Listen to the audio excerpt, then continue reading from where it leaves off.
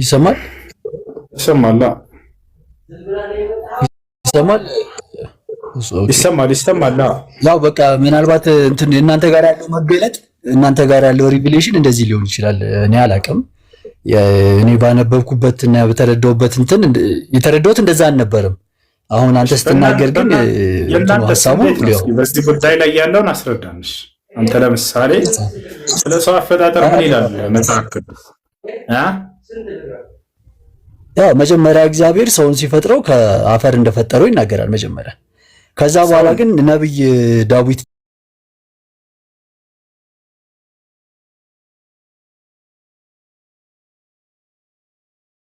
ደግሞ መዝሙረኛው ዳዊት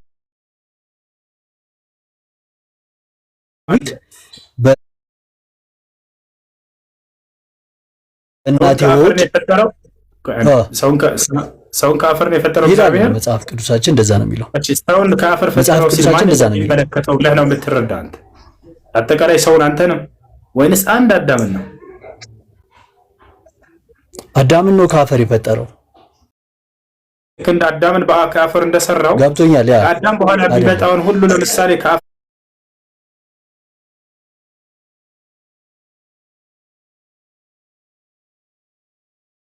ነው የሚሰራቸው ወይንስ የእነሱ አፈጣጠር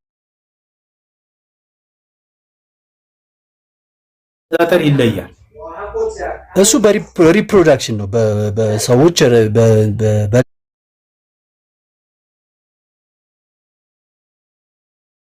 ሌላ መንገድ የተራባው የሚራባው ሰው በሌላ መንገድ። አሁን እኔ እሱን ማለት ሌላ ነገር እኮ አይደለም። እሺ ሔዋን ልክ እንደ አዳም ከአፈር ነው የተሰራቸው ወይንስ በሌላ መንገድ ነው? ሔዋንን ከአዳም ከጎን አጥንት ወስዶ ነው የፈጠራት እግዚአብሔር ሲፈጥር። ሌላ ነገር ከጎን አጥንት ወስዶ ነው የፈጠራት እኮ። ትክክል እኮ ነው።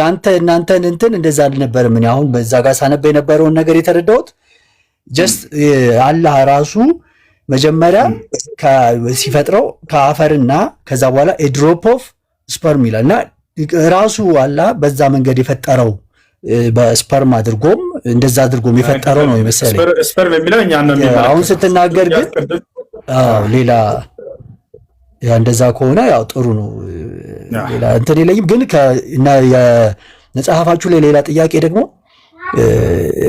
ነብያችሁ መሐመድ ሐሰተኛ ነብይ እንደሆነ ራሱ አላህ ማለት ሐሰተኛ ነብይ ቢዋሽ በምን አይነት መንገድ እንደሚሞት ተናግሮታልና በምን አይነት ማለት ቢዋሽ በእኛ ላይ ቢዋሽ በምን አይነት መንገድ እንደሚሞት ብሎ አላህ ተናግሯልና ነብያችሁ መሐመድ የሞተው በዛ መንገድ ነው። በተናገሩበት ማለት አላህ በተናገረበት መንገድ ነው የሞተውና ይህንን ታዲያ እውነተኛ ያስብሏል እንዴ? እንደሱ አይል እሺ፣ አሳይና መስኪ እሱን ላብራራለሁ። ለዚህ ነገር የሚያነሱት ምን መሰላቸው ልጆች? ወለው ተቀወለ ዐለይና ባዕድ አልአቃዊል ለአኸዝና ሚንሁ ቢልየሚን ثم ለቀጠዕና ሚንሁ ልወቲን የሚለውን አንቀጽ ነው። ሙሐመድ በእኔ ላይ ያላልኩትን ብሏል ብሎ ቢቀጥፍና ቢዋሽ ኑሮ ለአኸዝና ሚንሁ ቢልየሚን ይላል። በብርቱ ኃይል ባያስኩት ነበር አለ። እንዳው አልዋሽም እንጂ ቢዋሽ እያለ ነው። እንዳልዋሽ እኮ እንዳውም እያረጋገጠ እኮ ነው። እንዳው ይሄ ልጅ አልሰረቀም እንጂ ቢሰርቅ እንዲህ አደርገው ነበር እኮ ታዩ ነበር አለ። አለመስረቁን እያረጋገጠ እኮ ነው። ስለዚህ ነብዩ ሰለላሁ ዐለይሂ ወሰለም ምን ያክል እንደማይዋሹ በፍጹም እየገለጸ ነው። እዚያ ላይ ለአኸዝና ሚንሁ ثم لقطعنا منه الوتين አለ። ወቲን የተባለውን ጅማቱን በቆረጥኩት ነበር አለ አላህ። ሐዲሱ ላይ የሚለውስ ምንድን ነው? አብሃር የሚል ጅማት ነው እየተናገሩ ያሉት። አይዋ ያ ራሱ አብሃር የሚለው ተቆርጧል አይልም ሐዲሱ ላይ። ያ ስሜት ይሰማኛል አሉ እንጂ ነብዩ ሰለላሁ ዐለይሂ ወሰለም ያ የሚሆነው ህይወታቸው ፍጻሜ ላይ ነው። ገብቷል አይደል? ጅማቴ ተቆርጧል አላሉም። እዚያ ላይ የተቆረጠ ይመስለኛል ነው ያሉት። መምሰልና መሆን የተለያየ ነው። እኔ አንጀቴ የተበጠሰ እንደው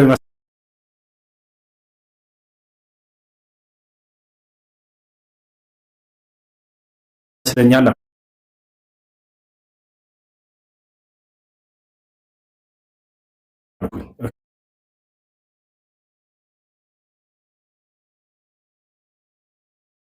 ከአንጀቴ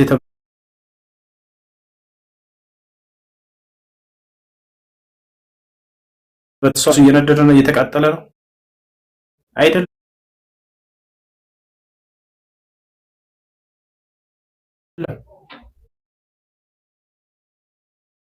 ነብያችን ሰለላሁ ዐለይሂ ወሰለም በዚያ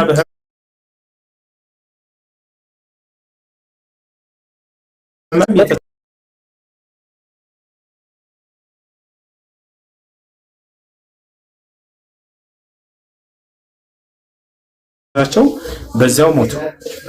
ያ ነው እኮ ጀስትኛው የምናውቀው አይነት ትኩሳትና ራስ ምታት ነው የገደላቸው እያልከኝ ነው ወይስ ሌላ የተጻፈው ላይ ከባድ የሆነ ትኩሳት ነበር? በእርሳቸው ላይ ከባድ የሆነ ትኩሳት ነበር። በሰው እጅ እንደማይሞቱ ይናገር ነበር። ግን እሳቸው ነብያችሁ በአንድ ሴት በሰጠቻቸው መርዝ ነው በፍጹም በሰው እጅ እንደማይሞቱ ነው የተነገረው። አሟሟታቸው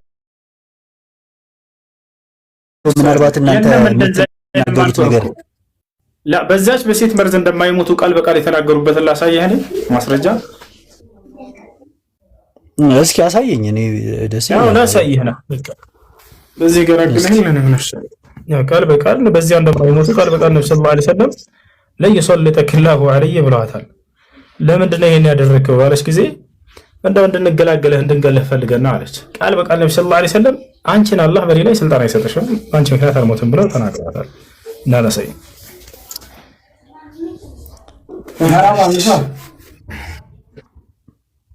አብሽሩ ወላሂ ነብይ ነበሩ አላህ ልኳቸዋል። ከዛ በኋላ ግን እንትን አሉ ማለት ነው ያለበት ተሳሳቱ ነው ማለት ያለበት። ያ ቢባልም ራሱ እንደዚያ ነው። ያውና ለሴትየዋ ምን እንዳሏት እንመልከት። ምን እንዳላት ለሴትየዋ አረቱ ቀትለክ አለች። ልገልህ ፈልጌ ነው አለች። ማ ካነ አላሁ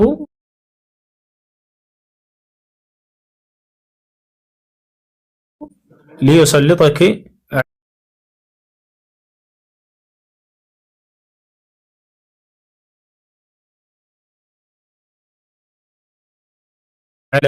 ተመልከት ያ ሴትየዋ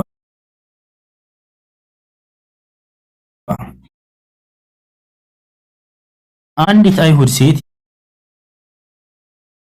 የተመረዘ በግ ወደ አላህ መልእክተኛ ሰለላሁ ዐለይሂ ወሰለም አመጣችለትና እሱ በላ። ወደ አላህ መልእክተኛም ቀረበችና ስለሱ ጠየቃት። እርሷም ልገድልህ ፈልጌ ነበር አለች። ከዚያስ ምን አሏት? እርሱም አላህ እንዲህ እንድታደርጊ አይፈቅድልሽም ነበር ወይ